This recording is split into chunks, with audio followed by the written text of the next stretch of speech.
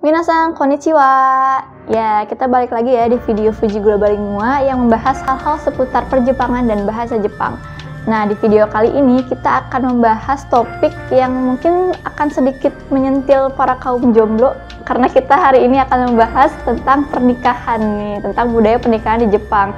Tapi jangan khawatir bagi para jomblo, kalian tetap bisa nonton ini karena ini bisa jadi bahan pengetahuan atau menambah wawasan kalian tentang budaya di Jepang, terutama tentang pernikahan di Jepang. Nah, hari ini yang khususnya kita bakal bahas adalah hal apa aja yang harus dan jangan kita lakukan saat kita menghadiri pernikahan di Jepang. Jadi ini bisa jadi bahan kalian kalau misalnya menghadiri pernikahan teman kalian yang orang Jepang di Jepang, kalian bisa tahu apa aja yang harus kalian lakukan dan gak boleh kalian lakukan, biar kita bisa menghargai budaya pernikahan di Jepang. Oke, kita langsung aja ya.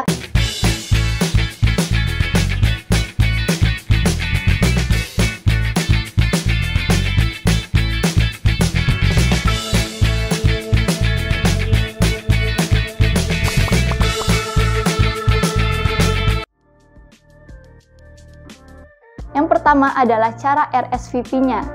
Jadi, jika minasan menerima undangan pernikahan di Jepang, minasan harus mengirimkan jawaban atau balasan secara tertulis, baik minasan itu bisa hadir atau nggak hadir.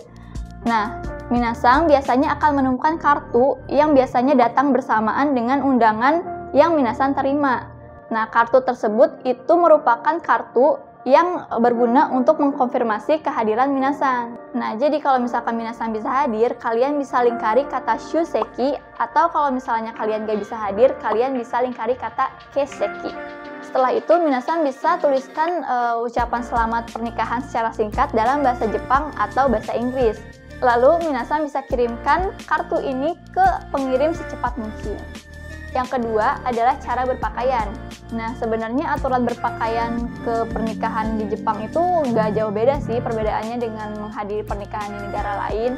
Kalau misalnya pernikahannya diadakan secara formal, kenakanlah sesuatu yang formal, atau kecuali kalau misalnya minasan diminta untuk memakai pakaian tertentu atau biasanya ada dress code. Tapi ada beberapa peraturan yang tidak tertulis, salah satunya adalah untuk para tamu wanita yang tidak diperbolehkan untuk memakai pakaian berwarna putih, karena warna putih itu sudah dipilih oleh pengantin wanita. Nah, aturan ini juga dimaksudkan agar tamu undangan tidak terlihat lebih mencolok daripada pengantin. Larangan lainnya adalah tidak diperkenankan untuk memakai pakaian yang terlalu terbuka, rok yang terlalu pendek, atau memakai warna dan perhiasan yang terlalu mencolok atau berlebihan. Jadi, kenakanlah sesuatu yang sederhana tetapi tetap terlihat cantik, seperti misalnya gaun koktail. Nah, untuk gaun koktail ini memakai warna hitam juga nggak apa-apa. Dan kenakanlah sepatu hak tinggi yang tertutup dan perhiasan yang sederhana. Nah, untuk tamu undangan pria, itu standarnya adalah memakai setelan berwarna hitam dan dasi berwarna putih. Walaupun sebenarnya kalian kalau misalnya pakai setelan warna lain atau dasi warna lain juga nggak apa-apa sih, yang penting sederhana. Tapi sekali lagi, pria juga nggak boleh memakai setelan berwarna putih. Nah, yang ketiga adalah apa yang harus kita berikan. Nah, kalau misalnya kita menghadiri pernikahan di Jepang, yang harus kita berikan adalah uang. Karena budaya pernikahan di Jepang itu mereka masih memakai konsep goshugi atau hadiah uang. Nah, uang tersebut nanti dimasukkan ke dalam amplop mewah yang biasa disebut dengan goshugi bukuro. Nah, goshugi bukuro ini bisa kalian dapatkan di toko alat tulis, yang biasanya amplop ini bertuliskan kanji untuk perayaan seperti oiwa atau kotobuki. Dan kalian pastikan untuk memilih warna yang cerah ya. Setelah kalian membeli amplop, kalian pikirkanlah tentang jumlah uang yang harus dimasukkan. Nah, gimana sih cara menentukan uang yang harus dimasukkan ke dalam amplop? Caranya adalah dengan cara memikirkan hubungan kalian dengan orang yang mengundang kalian. Untuk batasan teman dan kolega pasangan, biasanya jumlah rata-ratanya adalah 30.000 yen di kota Tokyo dan Kanto atau kota-kota besar lainnya. Di beberapa tempat seperti Hokkaido dan Okinawa, standarnya adalah 10.000 yen.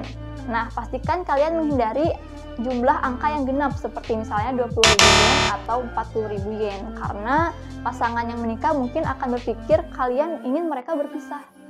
Nah, itu juga aku nggak tahu tuh kenapa bisa kayak gitu ya, tapi yang penting kalian harus mengikuti aturannya ya, jangan sampai ngasih angka yang genap.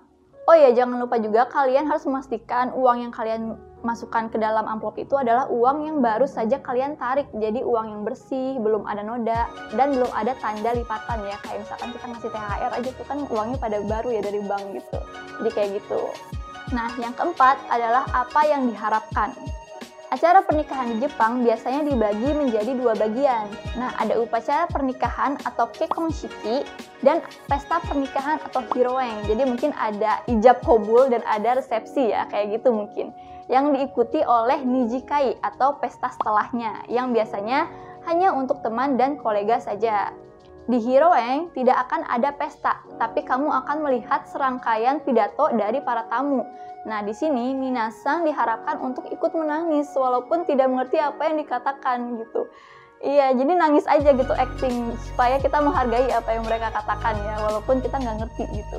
Nah, di saat seperti ini minasang tuh bakal melihat banyak orang yang nangis, terutama saat pengantin baru memutar video buatan sendiri yang menggambarkan masa kecil mereka, terus bagaimana pasangan bisa bertemu dan apa yang membuat mereka bisa menikah gitu. Nah, yang kelima adalah saat pesta selesai. Jadi, saat acara pesta selesai, minasang itu tidak akan meninggalkan pesta dengan tangan kosong. Jadi, seperti ya di Indonesia lah, kita mungkin dapat souvenir dari pernikahan gitu. Jadi, minasang nggak akan meninggalkan pesta dengan tangan kosong. Nah, tas yang ada di bawah kursi tamu undangan itu adalah hadiah untuk tamu undangan. Hadiah ini merupakan hadiah dari pasangan bernama hikidemono, yang merupakan cara tradisional bagi pengantin baru dan keluarganya untuk mengungkapkan rasa terima kasih atas kehadiran kalian di hari besar mereka.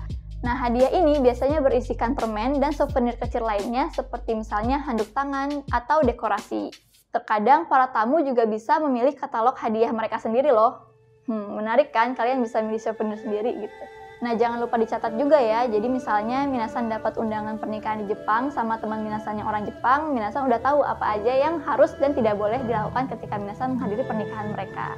Nah, kayaknya video kali ini cukup segitu aja dulu. Jangan lupa juga untuk like dan share. Jika kalian suka dengan konten video hari ini, tuliskan juga di kolom komentar tentang apa yang mesti kita bahas di next video dan pendapat minasang tentang video hari ini. Jangan lupa juga untuk subscribe dan turn on lonceng notifikasi jika minasang nggak mau ketinggalan tentang video Fuji Global Lingua selanjutnya. Aku Fadia dari Fuji Global Lingua, jamatane!